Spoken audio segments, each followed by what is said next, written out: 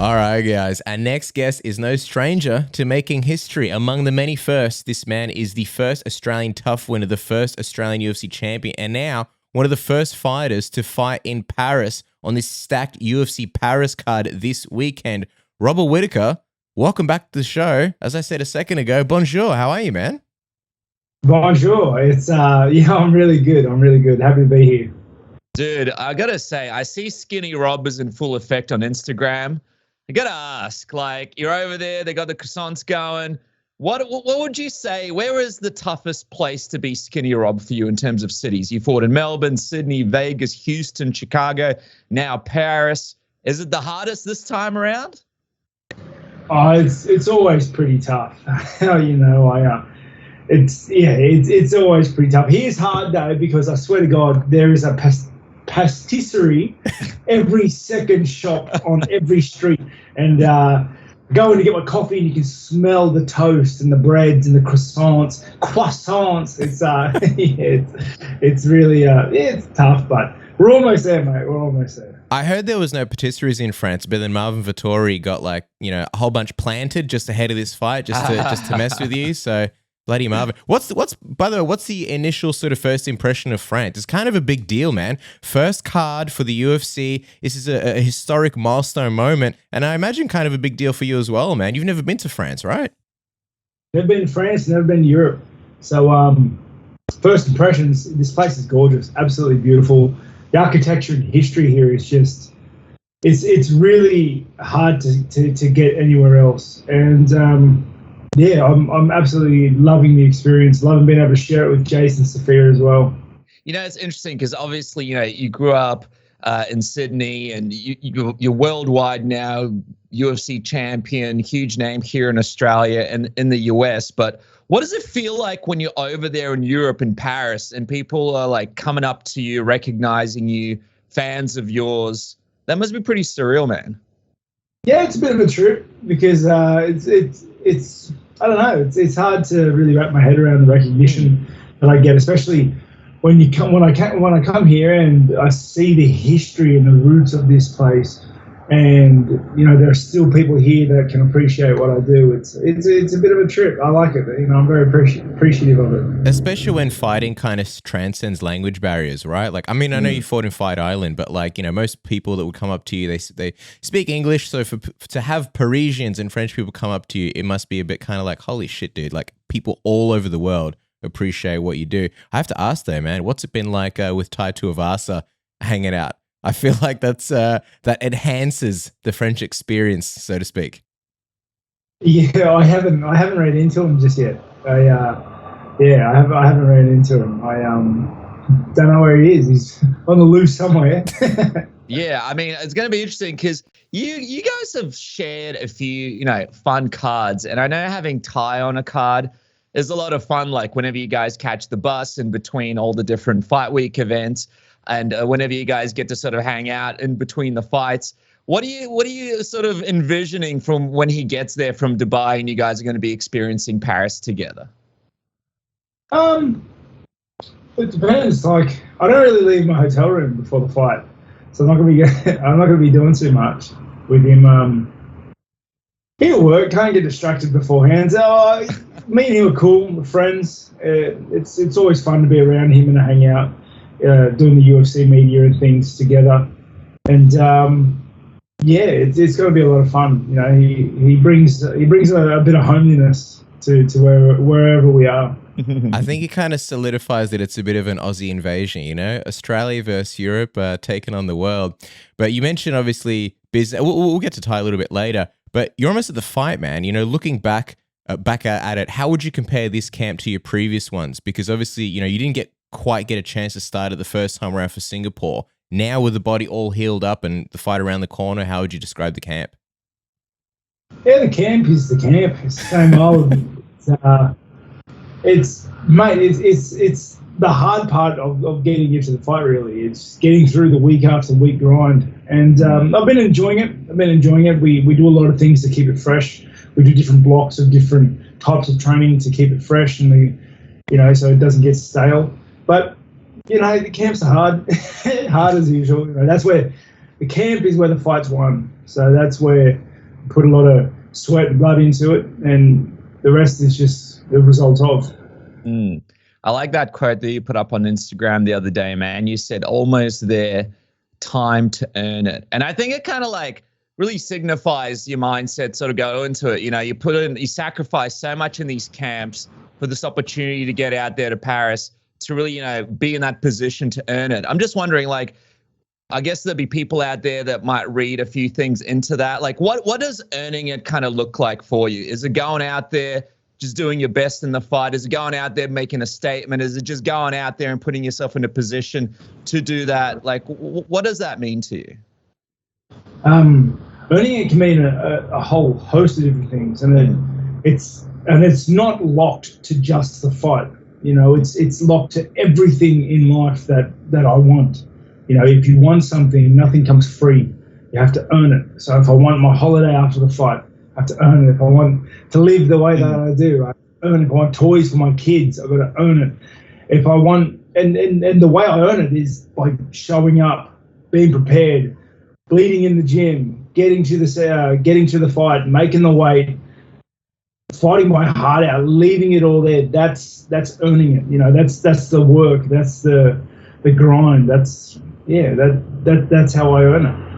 Well, obviously, there's things it's a lot more satisfying earning things as opposed to, you know, being handed something or getting it free. So I understand where you're coming from. I am curious, what do you want to show in this fight? Because I remember something you said a while ago to us, and I see it popping up, and I see a lot more people saying it, which is kind of all you want in fights is to just kind of show yourself and just, I guess, express yourself to the best of your ability, you know. And I see a lot of fighters talking less about sort of the win or the loss. It's just about showing up as their true selves. So what do you want to sort of show in this fight, Rob? Yeah, I want the best of me to come out. I want all the work in the weeks that have led up to the date to come out, to show it. I want to hit him so hard. I want to. That's good. I want my techniques to come off clean and flawlessly and accurately and powerful. I want the best performance that I can show. You know, I want the best of me to come out, and you know, that's always been my mentality with fighting, is like, just get in there and do your best, and my best wins most fights. And it's also fascinating, of course, no one really able to kind of stop Marvin Vettori and finish him. So I suppose they'll be on the line as well. Not that that's something that you focus on, because I know you're focusing on your performance. I want to also sort of ask you, Rob, like, in terms of the division, it's kind of in a bit of a weird place. Like, we just had Paulo Costa and Luke Rockhold fight just the other weekend. And a lot of people thought, you know, if Luke wins here, maybe he could sort of go up there and potentially be up there for Israel in the future. Now that he's lost, it's kind of, you know, yourself and Marvin fighting it out. Do you kind of see this fight as a clear cut, all right, the person, if you beat Marvin here, it's the next title shot? Or do you think, with things being so convoluted right now in the middleweight division, it's kind of tricky to tell what's next? Honestly, I've never really paid much attention to the politics of the division. You know, I call it politics because it is, right? I've never really invested in the whole maneuvering of the pieces on the board. I've never really, because for one, I can't control it, so you know, it's stressful looking at it. But honestly, there is no sureties in anything. So my only goal right now is just to smack up Marvin Vettori. That's it. That's the only thing that I can control, and that is definitely going to happen, is that I'm going to show up on fight night and we're going to punch it out. Man, and I can't wait. It's such an exciting fight cut. I just want to also ask, like, while I brought up Rockhold and Costa, I wonder, man, like, what did you make of that fight that past weekend? Because it was kind of an interesting moment for me and Casper. We've been watching Luke Rockhold for such a long time. He's been a part of the middleweight division and, you know, in a big way, Strikeforce, UFC, and now he kind of called it a career. I just wonder, like, what did you make of that fight if you caught it? And what do you make now that you kind of look back on Luke Rockhold's career now that it's the end of it? I know you guys were supposed to fight each other at one point, but I imagine you would have sort of, you know, watched a bunch of his stuff coming up in MMA. Yeah, it's I think he's had a very successful and an amazing career. I think he's a phenomenal fighter. But how he performed was exactly how he spoke about it afterwards. He looked sick of it. He looked sick of fighting, and you saw that when he took the first punch. He was just like, you know what, I don't really want to do this anymore. So, and that's fair. That's fair. It's I think there are too many couch critics out there that speak on fighting and don't really understand how much of a toll, especially when you've been at the highest of highs, the lowest of lows, and you've rode the wave for as long as he has, and you've done it all. You've been in the game for such a long time. He was fighting in Strikeforce, he was champion Strikeforce, had the belt, defended the belt, like just in that to do it all. It is hard. It is hard. Anyone can fight once, but when you're fighting 10 years down the track on the later end of 30 against killers, like, it doesn't get easier. The competition never gets easier. Now, I completely understand where he comes from, and I thought a lot of things he said were really truthful. You need to take away and dissect it a little bit, just so, because he was obviously post-fight just tired and sick of shit. So you need to pass through it a little bit. But I think he's had an amazing career. He's had enough. I know, look, you're a young guy. You're probably not really anywhere close to that point or retirement or anything like that. But when you see someone like that who has been a staple of the division, does it make you reflect in any way of like how you want to go out in the sport, or what you don't want to do, like, or how you don't want to end up, or anything like that? Does it give you any self-reflection at all? Self-reflection, like, not really. It gives me insight into what happens, like, because every fighter reaches that point. He just expressed it that way. Right? Whenever one of the fighters retires, they're expressing that, just not like that. Not as eloquently. Yeah. So he was, mate, you can only fight for so long, and fighting's hard work. The camps are hard work, and you reach a point where you wake up one morning, you're like, you know what, I don't want to get punched in the face anymore. I don't want to go to the gym and sweat and grind and wrestle for the next 2 hours. It's I can see that. The only thing that I can take away from that more than anything else, and that has something to do with being very self-aware, as well as watching and listening and seeing people like that, is I want to call it before I get into a fight. I want to sit down and reassess my everything and then call it cleanly, just not from a fight, because I feel like if you're halfway out, you shouldn't be fighting. It's too hard. It's too dangerous. Yeah, well, congratulations to Luke on an incredible career. I wonder, man, like, I know back in the day when you were on the show, we were kind of talking about one day potentially, seeing, this was back in the day when we were saying, okay, like, maybe one day there could be a super fight between John Jones and Robert Whittaker, like you moving up to 205 when it's all said and done in middleweight. And you said, like, that could be something maybe one day in the future. I wonder, man, like, with middleweight being logged up right now, and who knows what's going to happen with what's happening now, do you ever think about 205? Like, the fact that it's so wide open right now, the champion to share, the rematch to come, maybe Gane in there, but not really much else going on, the division wide open? I've been thinking about 205 for a fair bit. The problem is, I wouldn't go to 205 to come back down to 185, just because, like, I don't want to go into 205 as a fat 185, right? yeah. It's you see a lot of guys try that and they just get starched. That's what it's not, and then they come back down. It doesn't make sense. It's like, so when I moved up to 185 the first time, there was no way. Like, I'll never go back down to 170. Could never. It's got to put on muscle, got to train at that weight, got to do all the bits and bobs then and there. But I've been thinking about 205. It's I think it'd be a more natural weight for me personally, but a height disadvantage is annoying. I don't know if I'd want to deal with that. Look at Volko. Look at your good friend Volko, man. He's not the tallest 45er or the tallest lightweight potentially. Yeah, but he's got long arms, man. Yeah. Just regarding light heavyweight, Rob, I'm wondering, like, is that something you've been thinking about more so than prior, or like, what's the thought process? Yeah, I'm definitely thinking about going up to light heavyweight. It's been thinking about it a lot, just because I like the idea. I think it's a more natural weight for me. It's but the thing is, I'd have to do it properly. Just like when I moved to 185. I developed the muscle and everything with zero intention of going back down to 170. That's kind of, I feel it has to be, because you see a lot of 185ers go up, get starched, and come back down. I don't want to go up to 195 as a fat 185er. Yeah. 205, sorry. But, I'd have to deal with the height thing as well, which is kind of annoying. Tall guys. Yeah. I have to ask though, is it like, what would have to happen for you to move up to 205? Or would it be a case where you're like, look, I want to get that belt back and, do that and then finish off everything at middleweight? Like what's kind of the bucket list or the checklist for you?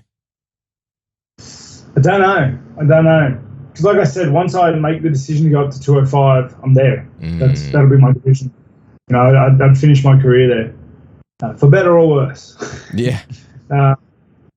Doing really well at 185. Really well there. Yeah, you do. You could say that, Rob. You're doing pretty well. Not bad. Just beating almost everybody in the division. Doing all right. You're going to have to start beating the same guys again soon. Yeah, I'm definitely the most dangerous man in the division. It's just, don't know. Don't think about it a lot. Yeah. The most dangerous man in the division. Hey, if you want to be the most dangerous man in the streets, no better way to achieve that than with the smoothest balls in the streets. I'm talking eggshell smooth with our good friends at Manscaped with the Lawnmower 4.0. Obviously, Father's Day is around the corner here in Australia, September 4th. And I know over in the States, as reported by and confirmed by our good friend Brett Okamoto, it is in fact summer. We have that on the record. So you don't want to be sitting around in ball soup with an Amazon in your pants. You want to get those bad boys out there on full display and put them to work. Manscaped Lawnmower 4.0, 7,000 RPM of pure power, the skin-safe technology so you don't have to worry about nicking your balls, the LED light, the waterproof features, the wireless charging dock so you can just zoom in and out in the shower. I like to do everything. I like to use it on my head as well. I like to do my facial hair as well. And then you charge it on the wireless charging dock and just move on with your life. And the Performance Package 4.0, which by the way makes a phenomenal gift for anybody, for dad or anybody. Maybe it's somebody's birthday or a special occasion coming up. Maybe a gift to yourself. The Performance Package 4.0 comes with the Weed Whacker ear and nose hair trimmer, the Crop Preserver, and the Crop Reviver ball toners and deodorants to keep the boys downstairs smelling wicked fresh. Also, free underwear, free travel bag, free gifts. What's not to love? Isn't that right, Dennis? Man, it gets even better because if you guys use the code word submission, you guys get 20% off and free shipping today. That's right, 20% off and free shipping today. Use the code word submission to Manscaped now and change your life, your special friends, or your father's life forever. And also, guys, this fight this weekend will be between Whittaker and Marvin Vettori. I cannot wait for it, but this card is absolutely stacked. What about Tuivasa versus Cyril Gane?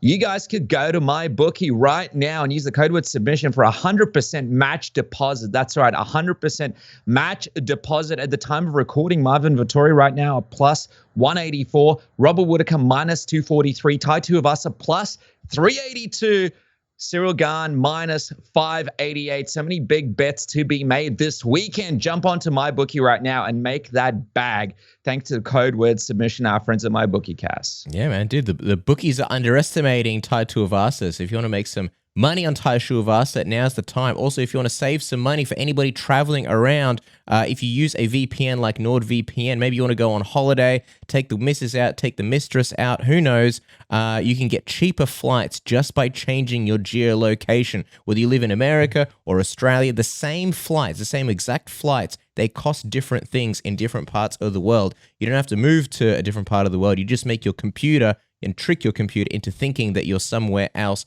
Also, with a VPN like NordVPN, you can stop your internet service provider from tracking all of your web browsing history, searches, everything. all of that crazy hentai that you're probably watching, blocks it all. And also, it can save you money in other ways. Like, for example, if you use Mexican Netflix, and by that I mean you just register for Netflix with your computer thinking you're in Mexico, you save money. You can save all sorts of stuff. Dennis, you bought, I believe, the NBA pass, and you save money because I think your computer thought you were in Indonesia or the Philippines or something. All sorts of great things. Also, there's no buffering, no speed throttling, no issues when you're watching your favorite shows on Netflix or any streaming platforms. NordVPN, simply the best. Isn't that right, Dennis? That's right, man. I'm gearing up for a trip to New Zealand to see the family, and you better believe NordVPN, the best app when it comes to your mobile phone, will be played in this game when I'm able to take all my streaming platforms with me. It's absolutely unbelievable. I can access all of my Australian shows, all of my Australian streams, all of my favorite things, and